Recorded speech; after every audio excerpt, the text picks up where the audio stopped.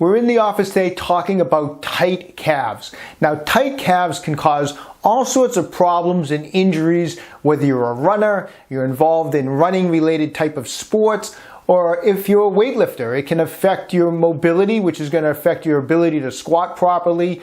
And so it's a big problem. So we're going to go over some awesome fascia release techniques today to help break up any fascial adhesions you might have in the calves. And of course, since the calves cross both the ankle joint and the knee joint, loosening up the calves should really help your mobility in both your ankles and your knees. So let's get right to it. Okay, so let's get to work on these calves. First off, I should mention, calves, doing fascia release work on your calves is pretty uncomfortable. It may not be quite up there with the IT band, but it's definitely one of the more uncomfortable body parts to do fascia release work on. So this is not a movement that you do first thing out of bed. You have to make sure you're warmed up.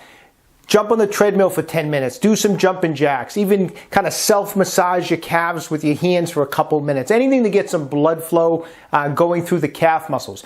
Also, you don't do this type of work right before a 10-mile run or right before you're about to go in the gym and do some 300-pound squats. This isn't the type of thing that you do right before your workout. This is the type of work that you do after your workout or on an off day, but not right before, okay? So we're going to start off just kneeling, sitting back on my ankles, and we're going to just use a simple broomstick, and I'm going to get it right up into the bend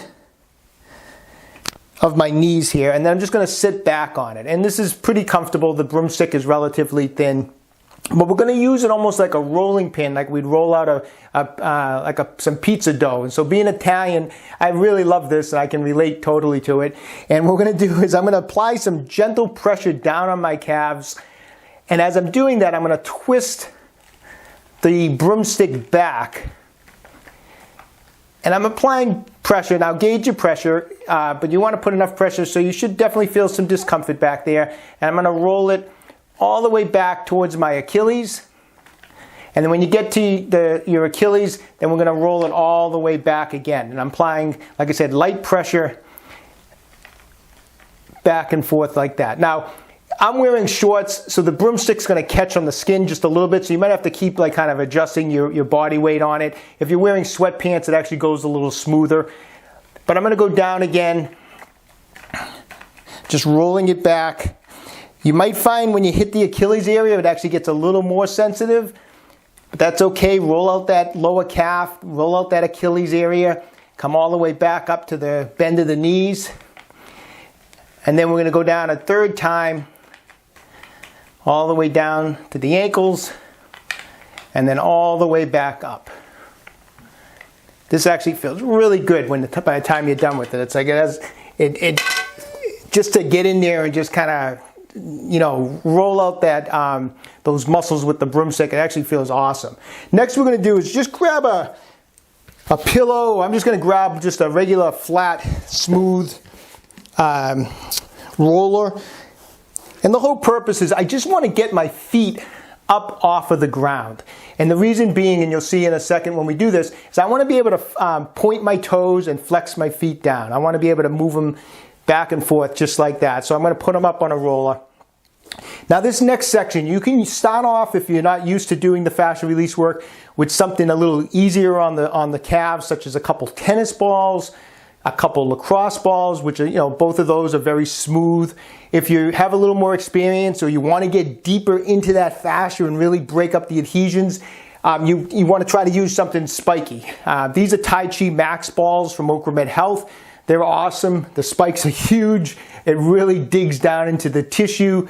But like I said, if you're not used to doing this type of work, you may want to just start with a couple tennis balls. Now, I'm gonna do both calves at the same time. If you only have one ball or one Tai Chi ball max or one tennis ball for some reason, just do exactly what I'm going to show you just on one leg at a time. But if you have two, you can do both at the same time. So what I'm going to do is I'm going to take the ball, I'm going to bring it right to the top of my calf.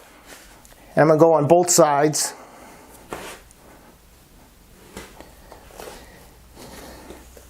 And now I'm going to just kind of sit back on the Tai Chi ball maxes with as much weight as I can handle.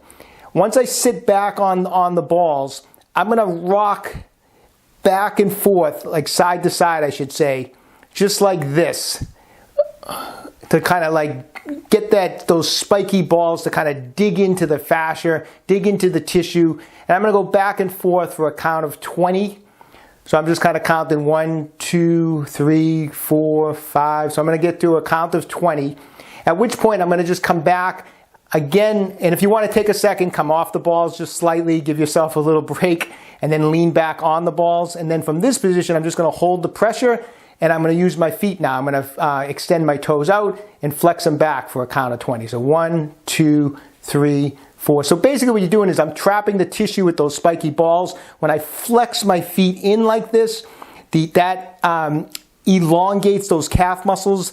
The tissue's being trapped. So as you flex the feet in, it's pulling any adhesions apart in those calf muscles, and then I'm pointing them back out. So I'm just going to go back and forth for a count of 20. Next, I'm going to just take after we do that 20 kind of rocking back and forth, 20 flexes with the feet, I'm going to come down a little bit, probably an inch or two, lower on the calf. And again, I'm going to sit back on those Tai Chi Max balls. Once again, we're going to repeat the process. So now I'm lower down on the calves. I'm going to rock back and forth for a 20 count. 1, 2, 3, 4. I'm trying to take as much pressure as I can. These things are digging in nice and deep. You know, is it uncomfortable? Yes, but it's working. It works awesome if you can just take a little bit of the discomfort. Like I said, just gauge your pressure. If you've never done this before, you just put very little body weight on the balls, and every time you do it, or every week or so, as these adhesions break up, you should be able to apply more and more and more pressure. So we've done that 20 times. Now again, I'll come up, just give it a second to let it breathe a little bit, and then I'm going to come back down. And we're going to go 20 times, point the toes, flex the feet, point the toes, flex the feet for a 20 count. And then I'm going to do one final motion where I'm going to bring the balls down to right in front, or right above the Achilles tendon. Part of it will be on maybe the upper part of the Achilles tendon, and that'll be the last spot I hit. Just like that. These balls are pretty good size, so I only really have to move them 3 places. One up high, one in the middle, and then I'm down near the Achilles now. Once again, my body weight's on it, rocking back and forth for a 20 count. After I've done that, I'm going to get to the foot movement, flex the feet in, point the toes, flex the feet in. All right? Once again, by the time you're done with that, your calves are going to feel like marshmallows. They're going to be so loose.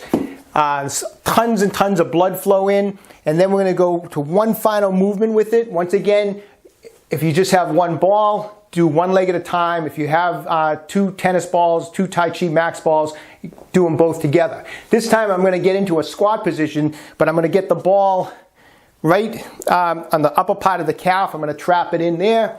Then I'm going to trap it in on the other side. I'm going to get about shoulder width apart, and I'm going to sit back on the balls just like that. And as I have my body weight on it, I'm going to do some rocking for a 20 count again. So I'm just going to kind of go 1, 2, 3, 4. We're going to do a 20 count just like that.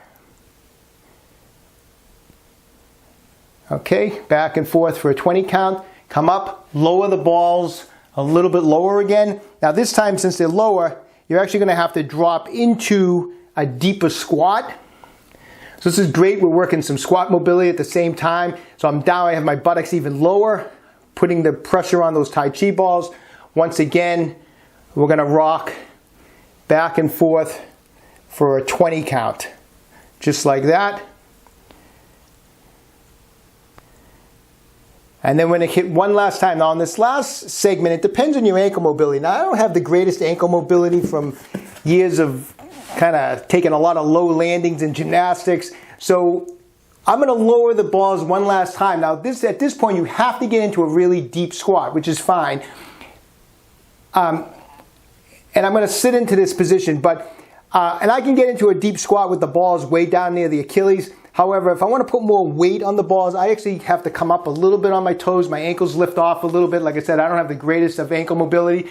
And if that's the case, if you're up on your toes a little bit and your heels aren't down, just hold on to something you know, whether the broomstick or the roller. But I'm in this position now, and once again, we're going to do one final rock back and forth of 20 with the balls now. They're way down near the Achilles, the top of the Achilles tendon.